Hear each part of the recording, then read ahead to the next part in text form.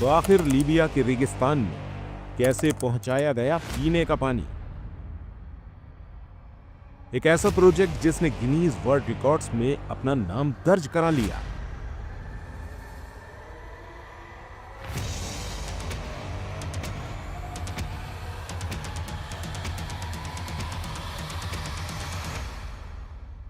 Libya एक ऐसा देश जो कि सहारा रेगिस्तान के पास बसा हुआ है, और सहारा रेगिस्तान दुनिया की एक ऐसी जगह है जहां बारिश और पानी का दूर दूर तक कोई नामो निशान नहीं है।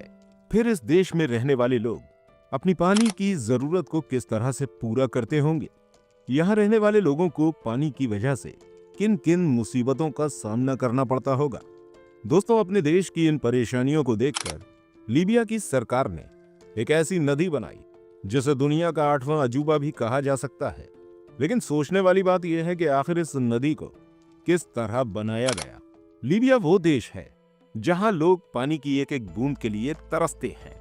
वहां की सरकार ने ऐसा क्या किया जो यहां रहने वाले लोगों को मीठा ताजा पानी मिलना शुरू हो गया? और अब इस नहर के साथ ऐसा क्या हुआ जो आज सब इस प्रोजेक्ट को पूरी तरह भूल चुके हैं?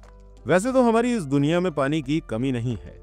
हमारी दुनिया के 71% हिस्से पर सिर्फ और सिर्फ पानी मौजूद है।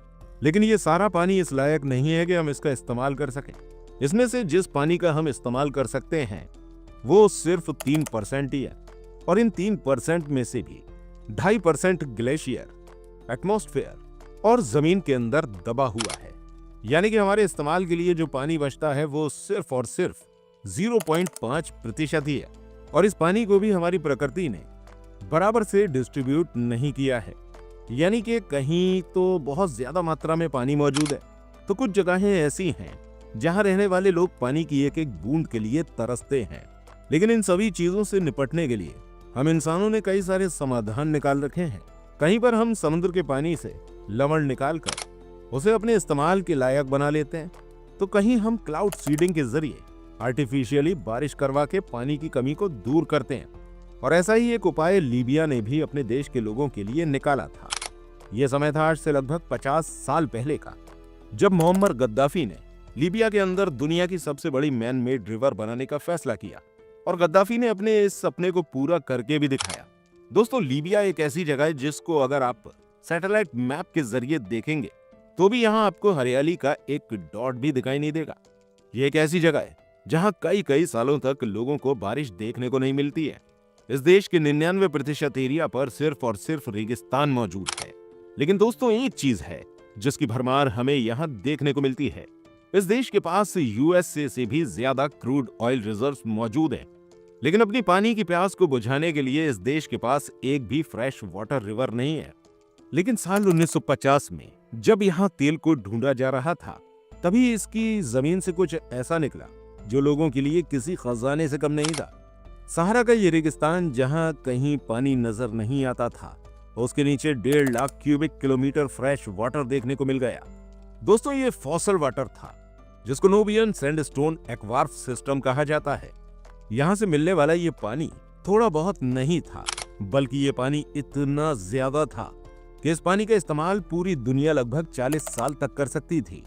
जब इस रिजर्व वाटर के बारे में सरकार को पता चला तो वो इस अपॉर्चुनिटी को किसी भी तरह खोना नहीं चाहते थे।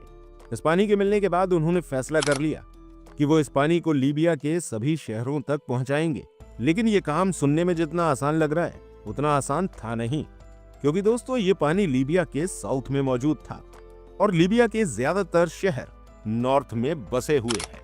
इस पानी को शहर तक पहुंचाने के लिए जरूरत थी एक आर्टिफिशियल रिवर बनाने की, और ये रिवर कोई छोटी मोटी रिवर नहीं बनने वाली थी, बल्कि इसकी लंबाई 2820 किलोमीटर होने वाली थी।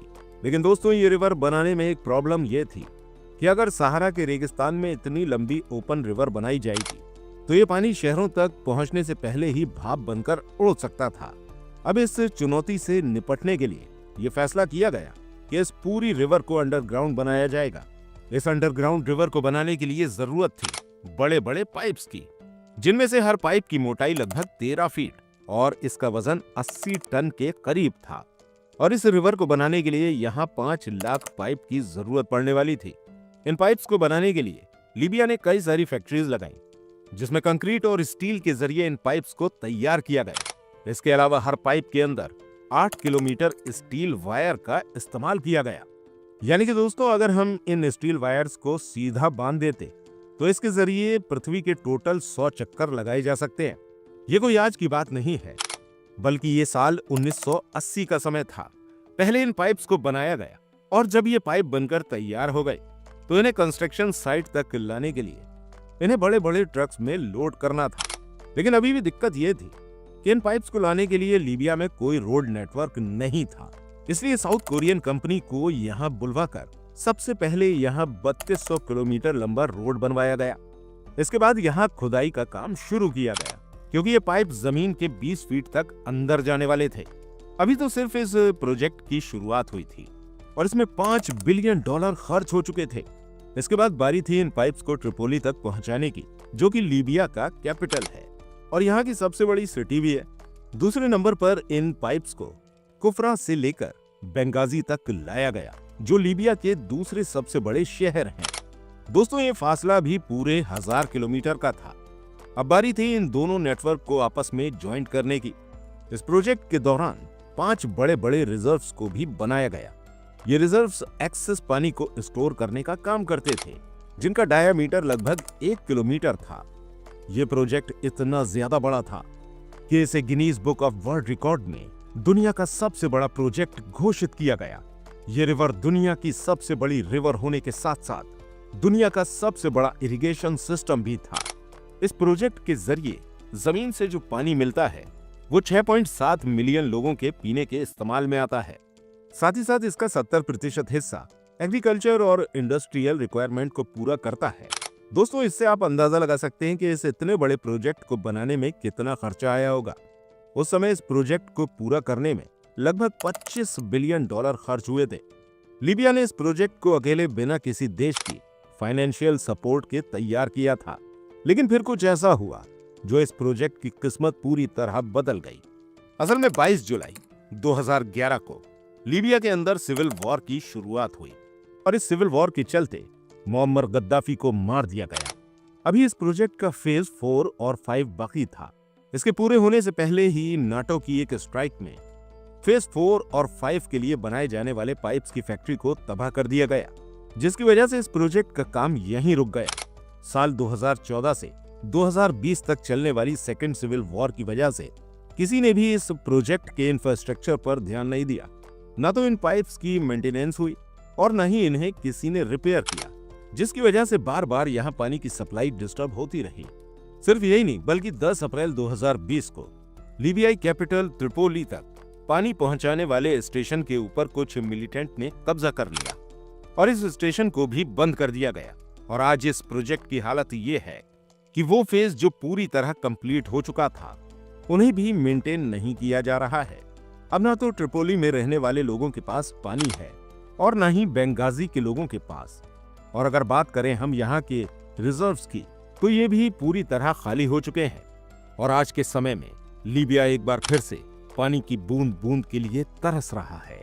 दोस्तों, अगर आपको ये वीडियो पसंद आई हो तो इस वीडियो के बारे में कमेंट में जरूर लिखिएगा और ऐसी और इंटरेस्टिंग वीडियोस देखने के लिए हमारे चैनल को सब्सक्राइब करना बिल्कुल मत भूलिएगा। मिलते हैं आपसे अगली वीडियो के साथ। धन्यवाद।